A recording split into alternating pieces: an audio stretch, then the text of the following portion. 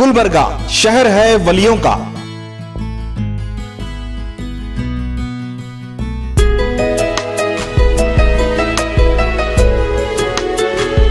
शहर है गुंबदों का, जहां बरसती है रहमतों की बारिश।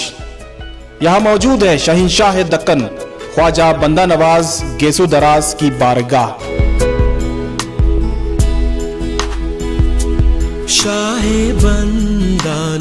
हिंदू मुस्लिम सिख ईसाई बिला मजहब तफरीक दुनिया भर से लोग यहाँ आते हैं और फैज पाते हैं। ख्वाजा बंदा नवाज ने इल्म की शमा जो सदियों पहले रोशन की थी, आज वो शमा मशाल बनकर करोड़ों लोगों की जिंदगियों में इल्म की रोशनी पहुंचा रही है। शाहे दक्कन पे लाखों सलाम, शाहे बंदा नवाज। सलाम टीवी की फखरिया पेशकश शाहे बंदा नवाज सीरीज बहुत जल्द मंजर आम पर आ रही है।